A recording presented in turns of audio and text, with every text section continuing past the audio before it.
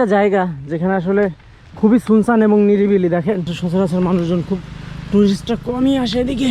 বেশিরভাগ মানুষই জানে না দক্ষিণাঞ্চলে এত সুন্দর কিছু কিছু জায়গা আছে যেটা অনেকটা একদম মানে সেন্ট মার্টিনের মতো।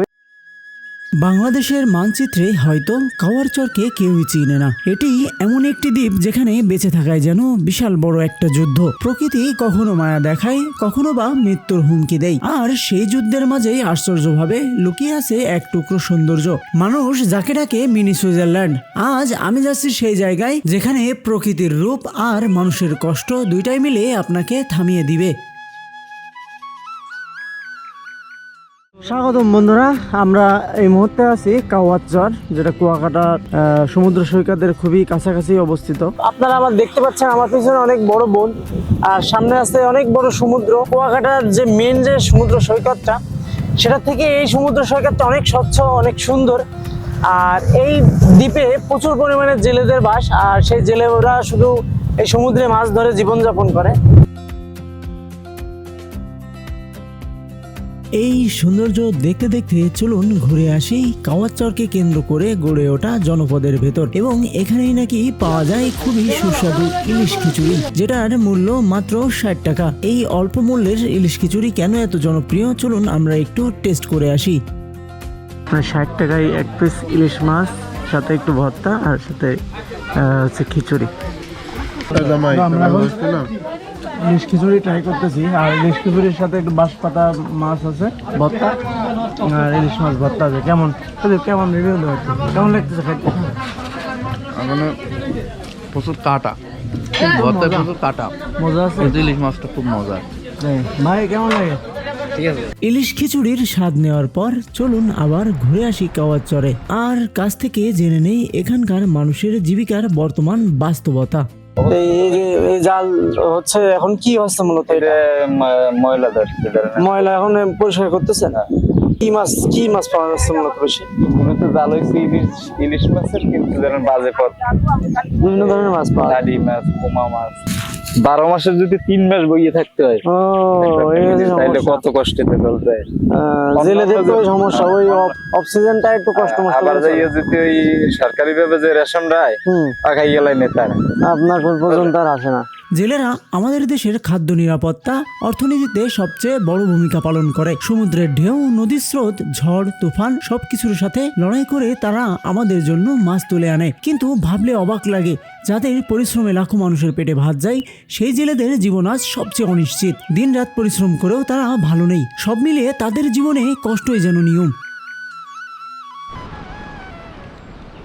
তো বন্ধুরা, এটি এমন একটা নিরিবিলি দ্বীপ যেখানে আসলে মানুষের চলাফেরা খুবই কম, মানে একদম সমুদ্রের পাশে। এই যে দেখেন আমার পিছনে কি সুন্দর সমুদ্র, এত সুন্দর সমুদ্র, আর এ পাশে আছে ঝাউবন। মানে আমাদের দক্ষিণাঞ্চলে এত সুন্দর একটা সি বিচ, পরিপাটি সৌন্দর্য গোছানো এত সুন্দর সি বিচ যে আছে, মানে আমি আগে কখনো শুনি নাই। এখানে না আসলে বুঝতাম না, অনেকটা সেন্ট মার্টিনের মতো। এদিক ওদিক ঘুরে ফিরে জানতে পারলাম এই কাওয়ারচরের কাছেই নাকি আছে সুন্দর এক দ্বীপ, যেটাকে স্থানীয়রা ভালোবেসে ডাকে মিনি সুইজারল্যান্ড।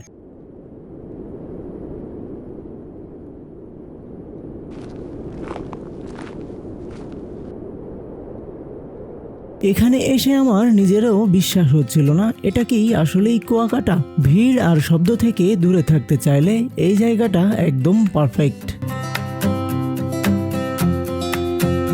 বন্ধুরা, এই মুহূর্তে আমরা এখন আছি মিনি সুইজারল্যান্ড বলে এটাকে। এটা হচ্ছে কুয়াকাটা 0 পয়েন্ট থেকে প্রায় কয় কিলোমিটার হবে ভাইয়া? 18 কিলোমিটার। কুয়াকাটা 0 পয়েন্ট থেকে, হ্যাঁ, কুয়াকাটা 0 পয়েন্ট থেকে প্রায় 18-20 কিলোমিটার হচ্ছে পূর্বে। তো চলেন আমরা এখন মিনি সুইজারল্যান্ডের ভিতরের দিকে যাই। নৌকা আছে, আপনি যাবেন না? না আপনারা জানেন বুঝতে পারো, একজন এই পাশে বসবেন, একজন এই পাশে বসবেন। এই ভাই পারফেক্ট পারফেক্ট ভাই পারফেক্ট।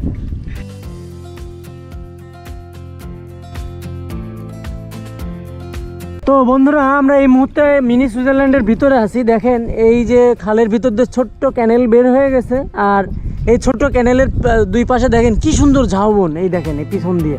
আলহামদুলিল্লাহ, আমাদের দক্ষিণাঞ্চলে আমাদের এত সুন্দর জায়গা আছে, কিন্তু আমাদের অনেকেরই জানা নাই বিষয়টা।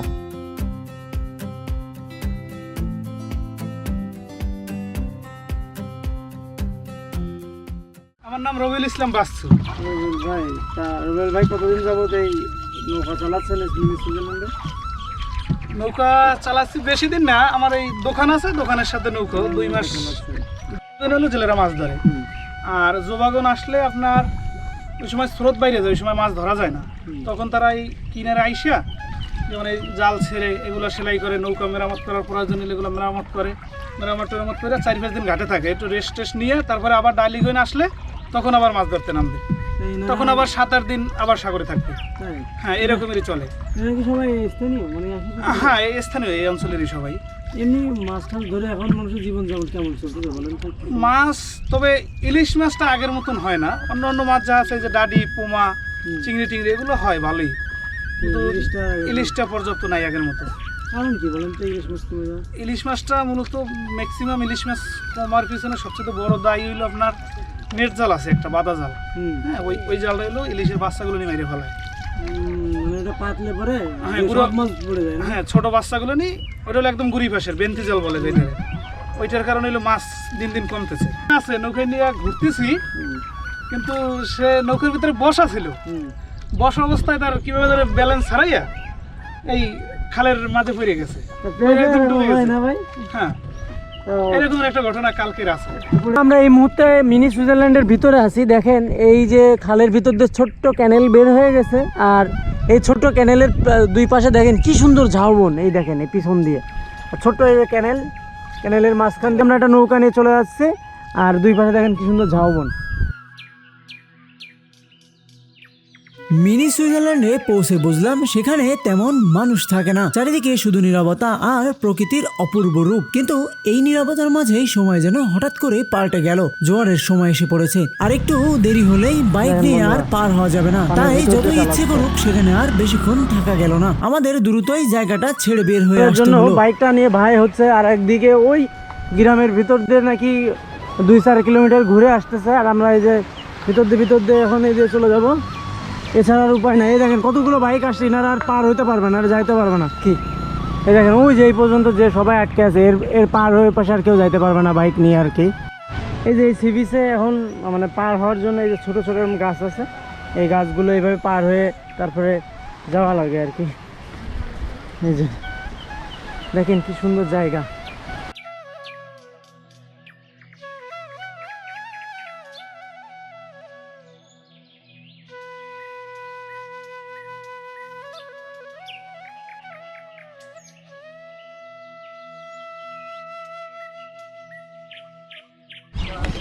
তো বন্ধুরা, আমরা এখন এই যে কাওয়াচরে ছিলাম, কাওয়াচরের সব কিছু আপনাদের মোটামুটি দেখানোর চেষ্টা করলাম, এখানকার মানুষদের জীবন কেমন সেটা দেখানোর চেষ্টা করলাম। জানি না কেমন হয়েছে, যদি ভালো লাগে অবশ্যই লাইক করবেন, কমেন্ট করবেন, কারণ আপনার একটা লাইক একটা কমেন্ট আমার অনেক অনুপ্রেরণা যোগায়। তো ভালো থাকবেন, সুস্থ থাকবেন, সবাই থাকবেন।